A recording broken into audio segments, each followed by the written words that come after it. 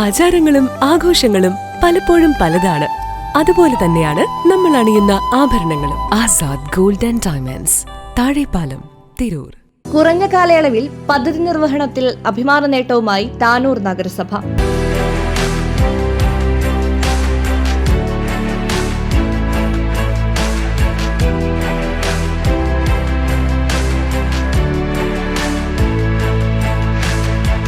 പദ്ധതി നിർവഹണത്തിൽ സംസ്ഥാനത്ത് കുതിച്ചുചാട്ടം നടത്തി താനൂർ നഗരസഭ. 110.88% പദ്ധതി വിഹിതം ചെലവഴിച്ചാണ് താനൂർ നഗരസഭ ചരിത്ര നേട്ടം കൈവരിച്ചത്. 2024-25 വർഷത്തെ പദ്ധതി നിർവഹണത്തിൽ ജില്ലയിൽ 1-ാം സ്ഥാനത്താണ് താനൂർ മുനിസിപ്പാലിറ്റി. ജില്ലയിലെ 1-ാം സ്ഥാനത്തോടൊപ്പം തന്നെ സംസ്ഥാനത്ത് 5-ാം സ്ഥാനം കൈവരിക്കാനായതും നഗരസഭയ്ക്ക് വലിയ നേട്ടമായി. ഈ ഭരണസമിതി കാലയളവിലെ മികച്ച നേട്ടമാണ് ഇപ്പോൾ ഉണ്ടായിരിക്കുന്നത്.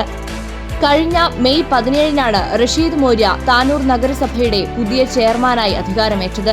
ചില സ്റ്റാൻഡിംഗ് കമ്മിറ്റികളിലും മാറ്റമുണ്ടായിരുന്നു. നിർവഹണ ഉദ്യോഗസ്ഥർ ഉൾപ്പെടെയുള്ള ജീവനക്കാർ, സ്റ്റാൻഡിംഗ് കമ്മിറ്റി അധ്യക്ഷന്മാർ, കൌൺസിലർമാർ തുടങ്ങിയവരുടെ കഠിന പരിശ്രമമാണ് ഈ വലിയ നേട്ടത്തിനു പിന്നിൽ. നഗരസഭാ ചെയർമാന്റെ കൃത്യമായ മോണിറ്ററിംഗ് കുതിച്ചുചാട്ടത്തിന് കാരണമായി. സംസ്ഥാനത്ത് ആദ്യമായി പരിസ്ഥിതി ബഡ്ജറ്റ് അവതരിപ്പിച്ചും താനൂർ നഗരസഭ ഏറെ പ്രശംസ പിടിച്ചുപറ്റിയിരുന്നു. കടുത്ത പ്രതിസന്ധികൾക്ക് നടുവിലാണ് താനൂർ നഗരസഭയ്ക്ക് വലിയ നേട്ടം കൈവരിക്കാനായത് എന്ന് ചെയർമാൻ റഷീദ് മോര്യ പറഞ്ഞു.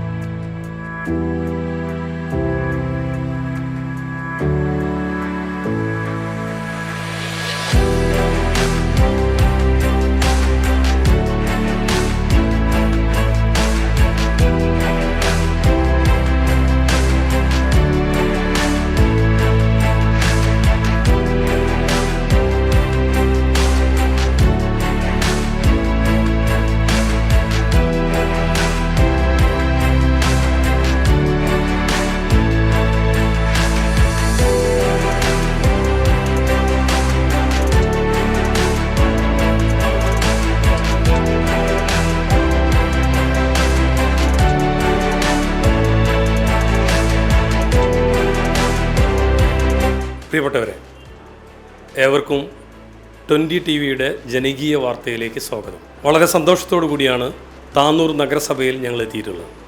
ഞങ്ങൾ മാധ്യമ കൂട്ടായ്മയുടെ താനൂർ പ്രസ് ക്ലബ്ബിലെ അംഗവും ഞങ്ങളുടെ മാധ്യമ സഹപ്രവർത്തകനുമായ റഷീദ് മോര്യയാണ് താനൂർ നഗരസഭയുടെ അധ്യക്ഷൻ. അദ്ദേഹത്തിൻ്റെ നേതൃത്വത്തിൽ മലപ്പുറം ജില്ലയിൽ 2024-25 വർഷത്തിൽ പദ്ധതിയിൽ 1-ാം സ്ഥാനത്തും പദ്ധതി നിർവഹണത്തിൽ സംസ്ഥാന തലത്തിൽ 5-ാം സ്ഥാനത്തുമെത്തി മികവിൻ്റെ നിറവിലാണ് റഷീദ് മോര്യയോടൊപ്പം ഈ നിമിഷം പങ്കിടുന്നത്. വളരെ സന്തോഷത്തോടു കൂടിയിട്ടാണ് റഷീദ് മോര്യയുടെ അടുത്ത് ഞങ്ങൾ പത്രപ്രവർത്തകർ അല്ലെങ്കിൽ മാധ്യമപ്രവർത്തകർ എന്ന രൂപത്തിൽ എത്തിച്ചേർന്നിട്ടുള്ളത്. അദ്ദേഹത്തോട് നഗരസഭയുടെ പ്രവർത്തനങ്ങളെക്കുറിച്ച് അറിയുന്നതിന് വേണ്ടിയാണ് എത്തിയിട്ടുള്ളത്. നമസ്കാരം. ബഹുമാനപ്പെട്ട റഷീദ് മോര്യ, നഗരസഭാ അധ്യക്ഷൻ. നഗരപിതാവ് എന്ന രൂപത്തിൽ അങ്ങയുടെ ഇടപെടൽ എല്ലാ ഭാഗത്തും വളരെ സജീവമായിട്ട് നടക്കുകയാണ്. അതോടൊപ്പം തന്നെ 24-25 വർഷത്തിൽ ജില്ലയിലെ മികച്ച പദ്ധതി നിർവഹണത്തിൽ 1-ാം സ്ഥാനത്തും സംസ്ഥാനത്ത് 5-ാം സ്ഥാനത്തും എത്തുമ്പോൾ അങ്ങയുടെ അഭിപ്രായം അറിയുന്നതിന് വേണ്ടിയിട്ടാണ് ഞങ്ങളിവിടെ എത്തിച്ചേർന്നിട്ടുള്ളത്. താനൂർ മുനിസിപ്പൽ ചെയർമാൻ എന്ന നിലയിൽ ഭരണസമിതി വളരെയധികം സന്തോഷം നിറഞ്ഞ ഒരു നിമിഷത്തിലാണുള്ളത്. മലപ്പുറം ജില്ലയിൽ പദ്ധതി നിർവഹണത്തിൽ 1-ാം സ്ഥാനത്തെത്താൻ നഗരസഭയ്ക്ക് കഴിഞ്ഞു. അതുപോലെ സംസ്ഥാന തലത്തിൽ 5-ാം സ്ഥാനത്തെത്താനും താനൂർ നഗരസഭയ്ക്ക് ഈ വർഷത്തെ പ്ലാൻ ഫണ്ട് ഉപയോഗിച്ചുകൊണ്ട് വലിയൊരു നേട്ടം നേടിയെടുക്കാൻ കഴിഞ്ഞിട്ടുണ്ട്. അതുപോലെ കഴിഞ്ഞ ഈ പുതിയ ഭരണസമിതി അധികാരമേറ്റതിന് ശേഷം ഒരുപാട് പ്രതിസന്ധികൾക്കിടയിലൂടെ കടന്നു പോകുന്ന ഒരു സാഹചര്യമാണ് ഉണ്ടായിട്ട്. കോവിഡ് കടന്നു വന്നു. അതിനിടയിൽ വിവിധ ഘട്ടങ്ങളിൽ ഉദ്യോഗസ്ഥന്മാരുടെ സ്ഥലമാറ്റങ്ങളുണ്ടായി.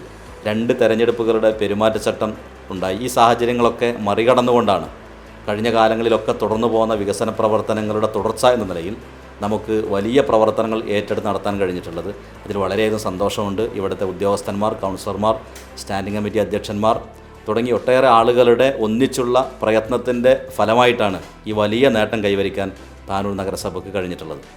2024-25 വർഷത്തെ പദ്ധതി നിർവഹണത്തിൽ മികവ് പുലർത്തുമ്പോൾ 25-26 വർഷത്തെ മാതൃകാ പദ്ധതിയെ സംബന്ധിച്ചും അതുപോലെ തന്നെ സംസ്ഥാനത്തിലാദ്യമായി പരിസ്ഥിതി സൗഹൃദ ബഡ്ജറ്റ് അവതരിപ്പിച്ച നഗരസഭ എന്ന രൂപത്തിൽ കുറേ അംഗീകാരങ്ങൾ കഴിഞ്ഞ ദിവസം മലപ്പുറത്തുനിന്ന് ബഹുമാനപ്പെട്ട കെ എൻ എ ഖാദർ അങ്ങേക്ക് ഉപഹാരം നൽകുകയുണ്ടായി. ആ മാതൃകാ പദ്ധതികളെ സംബന്ധിച്ച് ഒന്ന് ചെറുതായി വിശദീകരിക്കാമോ? ഞങ്ങൾ കേരളത്തിൽ ആദ്യമായി ഒരു എൻവയോൺമെൻറ്റൽ ബഡ്ജറ്റ് അവതരിപ്പിക്കാൻ കഴിഞ്ഞ നിറഞ്ഞ സന്തോഷത്തിലാണുള്ളത്. കാരണം പാരിസ്ഥിതികമായി ഒട്ടേറെ പ്രതിസന്ധികൾ നേരിട്ടുകൊണ്ടിരിക്കുന്ന ഒരു കാലത്ത് ജീവിക്കാൻ വിധിക്കപ്പെട്ട ആളുകളാണ് നമ്മളൊക്കെ. പ്രത്യേകിച്ച് ക്ലൈമറ്റ് ചേഞ്ച്, കാലാവസ്ഥാ വ്യതിയാനവുമായി ബന്ധപ്പെട്ടുകൊണ്ട് കാർഷിക മേഖലയിൽ, മത്സ്യബന്ധന മേഖലയിലൊക്കെ വലിയ ഇഷ്യൂസ് നിലനിൽക്കുകയാണ്. ഇതിനെ പബ്ലിക്കിനോട് അഡ്രസ്സ് ചെയ്യേണ്ട ബാധ്യത ജനപ്രതിനിധികൾക്കും ഭരണകൂടങ്ങൾക്കുമുണ്ട്. അത് ഒരു ലോങ് ടേം വിഷൻ്റെ ഭാഗമായിട്ടാണ് താനൂർ മുനിസിപ്പാലിറ്റി ഈ രീതിയിലുള്ളൊരു പാരിസ്ഥിതിക ബഡ്ജറ്റ് എന്ന ഒരു ആശയം മുന്നോട്ട് വെച്ചത്. അതിന് സംസ്ഥാനത്തിൻ്റെ വിവിധ തലങ്ങളിൽ നിന്നുള്ള അഭിനന്ദനങ്ങളും പ്രോത്സാഹനങ്ങളും ഞങ്ങൾക്ക് ലഭിച്ചിട്ടുണ്ട്. പ്രത്യേകിച്ച് മലപ്പുറം ജില്ലാ കളക്ടർ ഉൾപ്പെടെയുള്ള ആളുകളുടെ പിന്തുണയും പ്രോത്സാഹനവും ഈ ഘട്ടത്തിൽ എടുത്തു പറയേണ്ടതാണ്. അതോടൊപ്പം തന്നെയാണ് ലീഗ് ഫോർ എൻവയോൺമെൻറ്റൽ പ്രൊട്ടക്ഷൻ സമിതിയുടെ ഒരു അവാർഡ് കൂടി ഞങ്ങൾക്ക് ലഭിക്കുന്ന സാഹചര്യം ഉണ്ടായിട്ടുണ്ട്.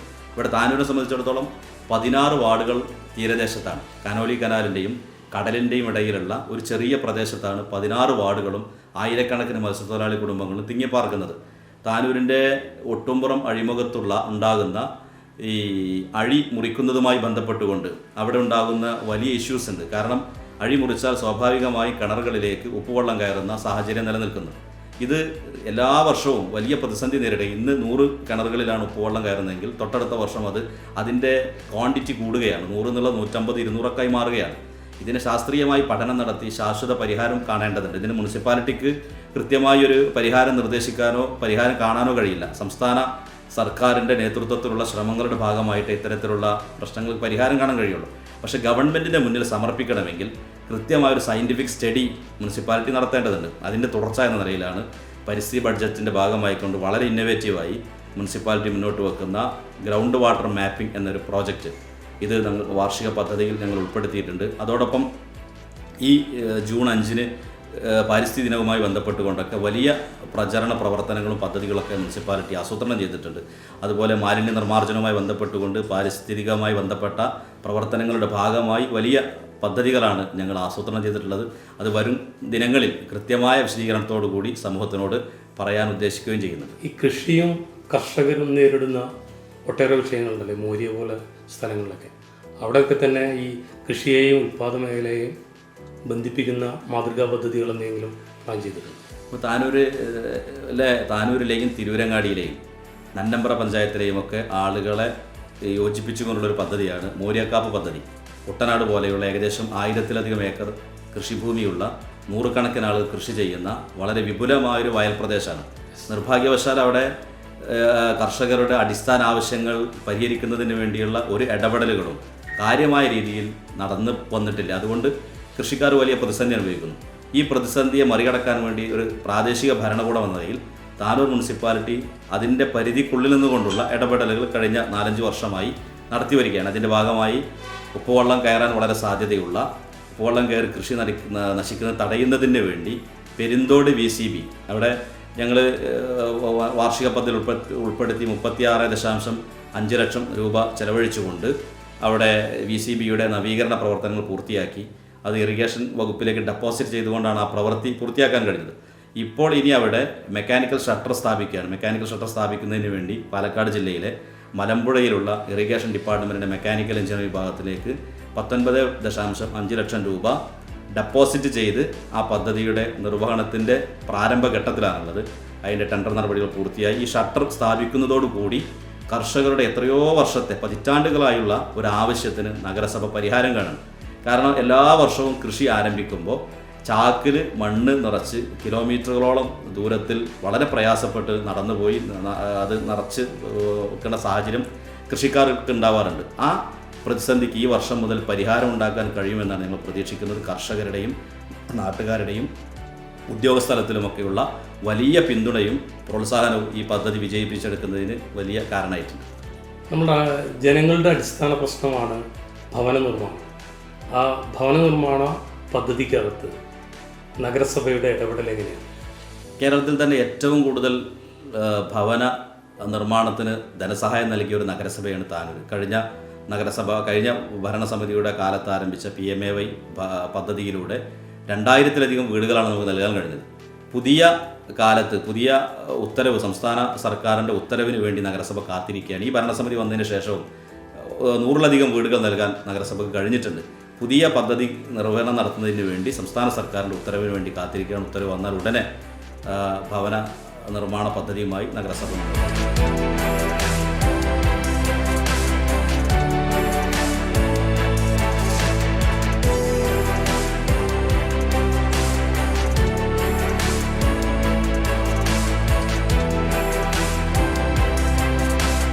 നമസ്കാരം.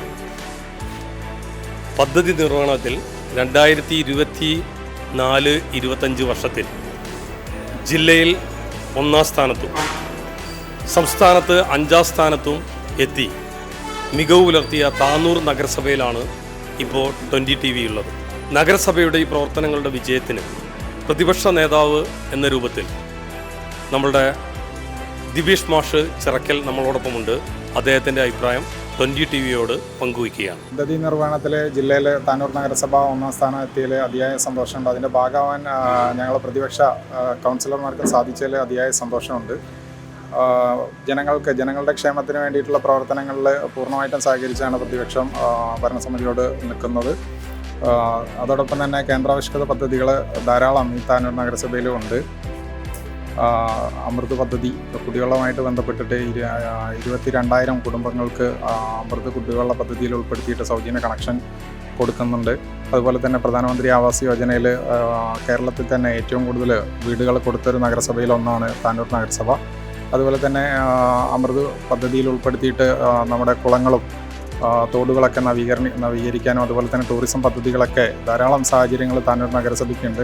ഇത്തരത്തിലുള്ള പദ്ധതികളെല്ലാം പൂർണ്ണമായിട്ട് പ്രയോജനപ്പെടുത്തിയാൽ നാട്ടുകാർക്ക് ഏറ്റവും അധികം പ്രയോജനപ്രദമാവും. അതുപോലെ തന്നെ അത്തരത്തിലുള്ള പ്രവൃത്തികളിലും മുഴുവൻ ജനപ്രതിനിധികളും ഒരുമിച്ച് നമ്മൾ ജനങ്ങളുടെ ക്ഷേമത്തിനായിട്ട് പ്രവർത്തിക്കണം എന്നുള്ളൊരു ആവശ്യമാണ് നമുക്കൊക്കെ പറയാനുള്ളത്.